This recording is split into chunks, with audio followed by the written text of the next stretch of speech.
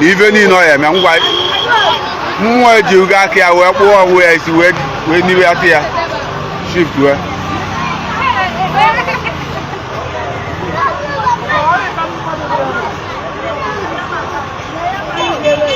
No, no, cause in the way we are word on your mirror ourselves. Well, no, no,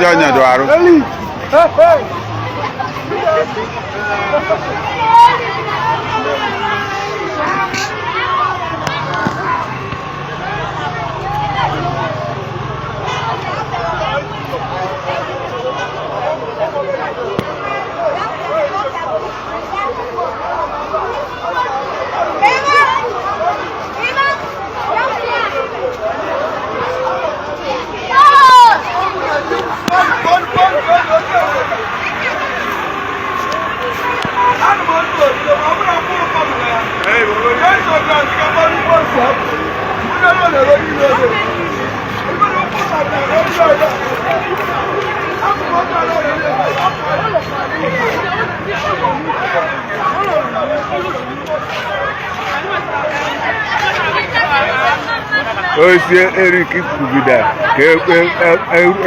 boy, you can well laugh.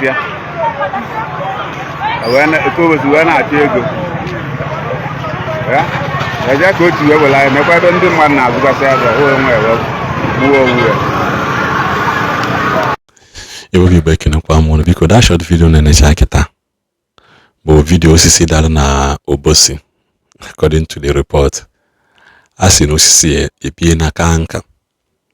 Mana in my own opinion, as a mother, as onye na imago, as onye na ekwoku.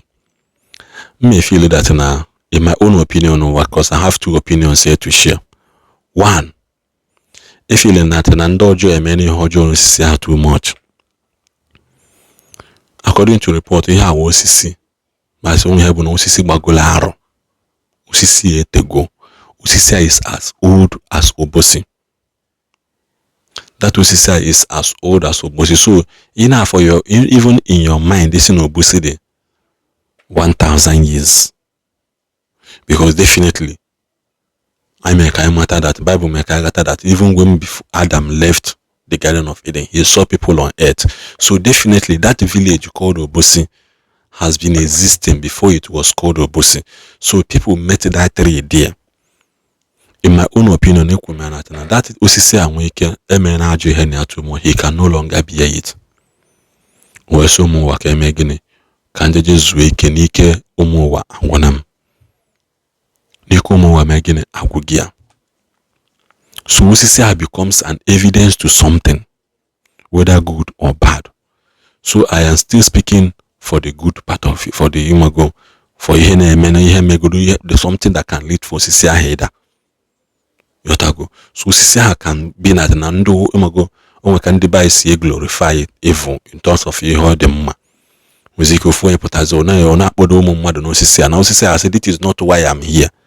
Abiam can check wobodo manando boda ton one in sim to be doing ihozo so bad kanyanu nefe kunu men kunu Osisi we hokalu nuku we da obono do kanu majili nenu nweka se oke ni kuku me ha ni kuno ye toko mananka starting from the root odeke ha bolabo ohonulu katagbe onna no kademana na eti that no buro kwa mmadu, which means no Osisi I my own understand but Osisi kwesi dị ka ochekwa obodo mana ndị obodo ejighị ya wee mewe ihe ọjọọ. Osisi wee sị ha ka m nawakwa na ndokwa abịa mebia dozie mana unu nwa chọọ ka m bịa n'ụwazie ọgụ ngasa ngwana na ahapụ na nụ m unu gbalụzie n'ọtọ olezie na aka unu chekwa onwe unu. That is from my own opinion and understanding number. And number 2, onwezike number 2 ihe mere Osisi anụ nwe ike ịdọ onwe ike ọbụ that na ndị oji akara aka oji, it is time for it to give way so that so that na ihe ya abata because ịgbakọ wepụ enwere ihe mere ede ji ebe enwere ihe nekata anyị mere this. You not just come and start speaking. You must have obu na eche iru eche azụ ka na aṅụrị na amụrụ mmadụ ka na kwa edozikwa mgbọsị onye ahụ ya ahụ because ka a na-eche ihu ka a na-eche azụ. Osisi ahụ, maybe it has been a reproach for so many people, and God said that maybe the time for my people to receive their deliverance has come. Osisi ya ngwa, osisi ya ngwa, because na chọrọ ime nke ọ na-ebido from the root.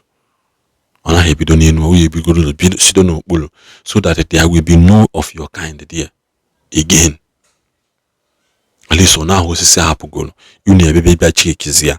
Ihe ọjọọ o mere increase mgbe osisi ahapụ, ka ihe ọjọọ o reduce mgbe osisi ahapụ. By then unu wee kpọzie ya result, because there are so many trees that there are so many coincidences that can lead to it.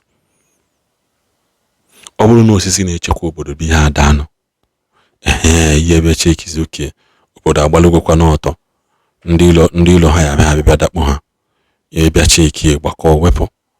Mana ọ bụrụ na kemgbe osisi ahụ daa, ụmụaka bịazikwa na-aga n'iru, ndị ji bụ 100,000 jizikwa 1 million, ndị ji 1 million jizikwa 10 million, ndị ji 10 million jizikwa like 40 million, 50 million, ndị ji 50 million 3 ejigokwa abroad ma bata, jekwa ọzọ bata.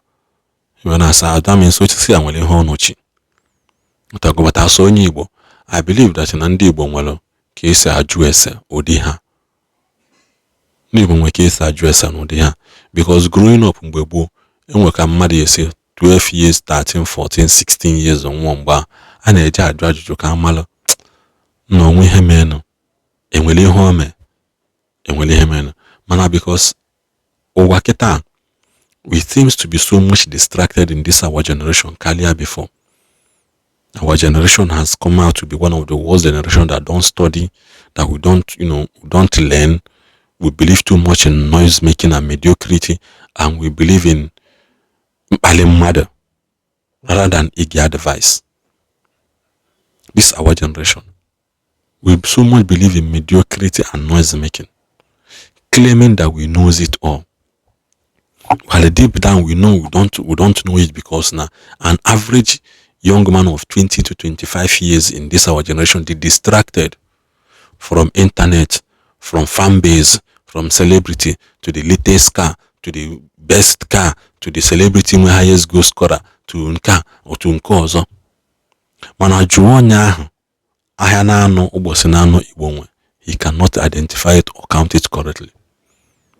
Kpọpụta onye ahụ jụọ ya 20 times 20 plus 10 minus 5, problem adị.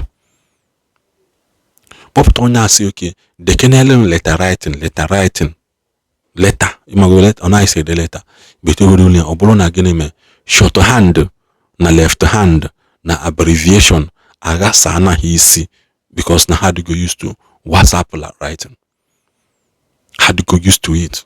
Most of them cannot even construct good English. Afọ ebe youth na-ede ihe mgbe ahụ na anyị na-eme na handwriting na school. Akụzie gị handwriting, kụzie gị letter writing. A man handwriting mother can be rechanged, to be reshaped to your standard or be in a day. That is why ndị mgbe gboo deli gị like this. I'm papika dịkwa on. Inene ụmụ sometimes ị na-aga like this. Ifokene leta mpagide 1996 mgbe ahụ bịara oge 1998. Ị na-afụ leta mpagi ha de. Now in average young man today, he cannot write it. Ọ bụzi ụmụ nwaanyị oke na-egwu.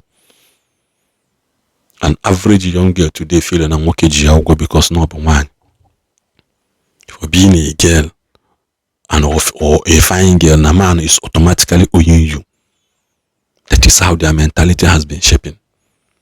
So biko no, sije amara ihe ma osisi ana nwa ji wee daa, weda na ọ na mma ka nke ọjọọ ya, ekwuchakwa anụ m ka ọ dị.